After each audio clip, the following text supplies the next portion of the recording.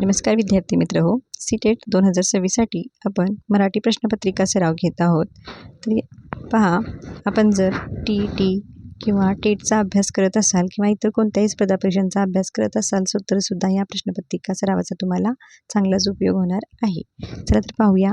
उतारा वाचून प्रश्नांची उत्तरे लिहायची आहेत. तर उतारा मी वाचलेला आहे, तुम्हीसुद्धा वाचून घ्या. तर या ठिकाणी विलायत येथील कारखानदारांचा कोणता गुण उतारात आलेला आहे असं म्हटलेलं आहे. तर पर्याय क्रमांक 4, कामगार व वरिष्ठांसाठी वसाहती स्थापन केल्याचा गुण कारखानदारांचा या उतार्यात आलेला आहे. तर यासाठी प्रथम पहा, सीटेटमध्ये मोठे उतारे असतात. प्रथम प्रश्न वाचून उतार्याकडे गेला तर फार सोपं होणार आहे. कित्ता गिरवणे या वाक्यप्रचाराचा अर्थ कोणता? कित्ता गिरवणे म्हणजे अनुकरण करणे. पर्याय क्रमांक 2. खालीलपैकी कोणता शब्द नृप या शब्दाचा समानार्थी शब्द नाही म्हटलेला आहे? तर नृप म्हणजे राजा, नरेश, भूपाळ, महीपती. तर होणार काय नाही आहे? पर्याय क्रमांक 4 महेश. नेक्स्ट आहे डॉक्टर या शब्दास पर्यायी मराठी शब्द कोणता? डॉक्टर म्हणजे वैद्य. पर्याय क्रमांक 2. करेचे पाणी हे खालीलपैकी कोणाचे आत्मवृत्त आहे?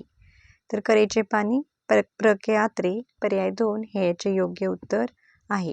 विवेक सिंधू या ग्रंथाचे लेखक कोण? विवेक सिंधू या ग्रंथाचे लेखक आहेत मुकुंदराज. पर्याय क्रमांक 4. या ठिकाणी तुम्ही इतर काही महत्त्वाची पुस्तके व त्यांचे लेखक पाहू शकता. स्क्रीनशॉट घेऊन वाचून घ्या. त्यानंतर काही नाटके व कथाकार पाहूयात.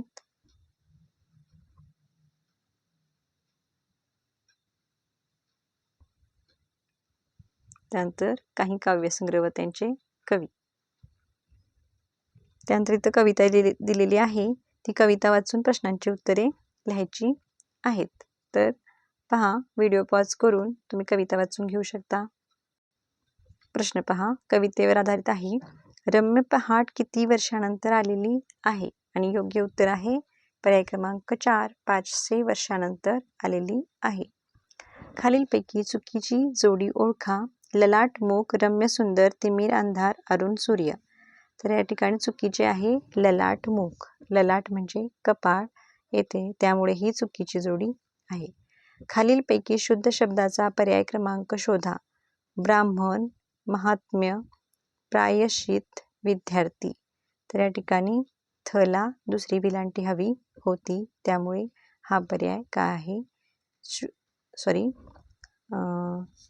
शुद्ध शब्द शोधा म्हटलेत. शुद्ध हा अशुद्ध आहे, तर दुसरी विलांटी हवी.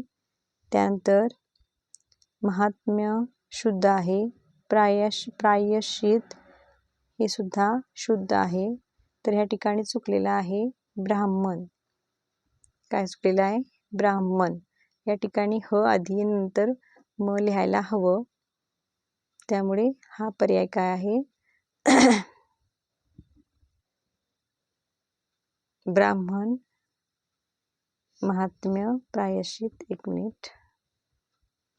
ॲक्च्युली त्यांना म्हणायचं असेल की या ठिकाणी शुद्ध न लिहिता अशुद्ध शब्दाचा पर्याय क्रमांक निवडायचा असेल, कारण ब्राह्मण, महात्म्य, प्रायश्चित हे शुद्ध शब्द आहेत. या ठिकाणी विद्यार्थी हा अशुद्ध आहे, कारण याला दुसरी विलांटी हवी होती. तर तुम्हाला जर शुद्ध अशुद्ध शब्द पाहायचे असतील किंवा त्याचे नियम अभ्यासायचे असतील तर नक्की चॅनलला व्हिजिट करून मराठी किंवा महाटेट मराठी ग्रामर तुम्ही त्या प्लेलिस्टला जाऊन ते पाहू शकता, किंवा या डिस्क्रिप्शन बॉक्समध्ये मी त्याची लिंक देईन, ती तुम्ही पहा. नेक्स्ट पहा, सजातीय स्वरांची जोडी असलेला योग्य पर्याय निवडा.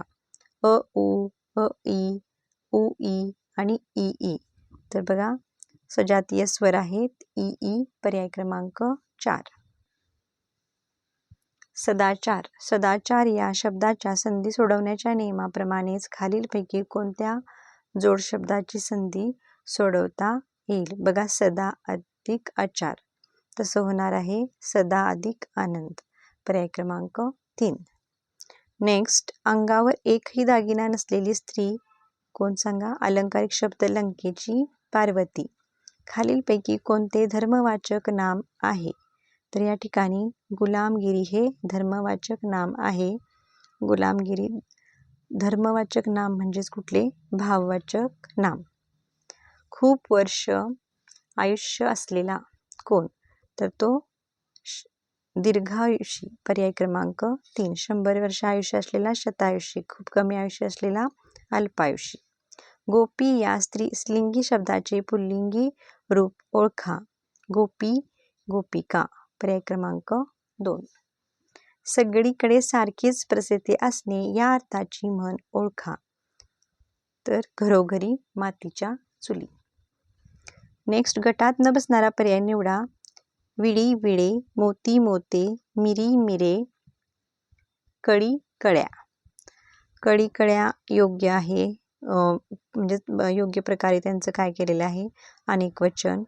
विडी विडी, मोती मोते योग्य आहे. मिरी मिरे, विडी विडे योग्य आहे. तर इथं मिरी मिरे हे चुकलेलं आहे. मिरी मिऱ्या असं येणार आहे. पर्याय क्रमांक 3.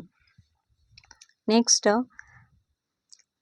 ज्ञानार्जन हा मानवाचा टिमटिम आहे आणि नैसर्गिक ज्ञान संपादनातून माणसाची जीवन टिमटिम होते. तर या ठिकाणी योग्य पर्याय निवडून सुसंगत वाक्याचा परिचय तयार करायचा आहे.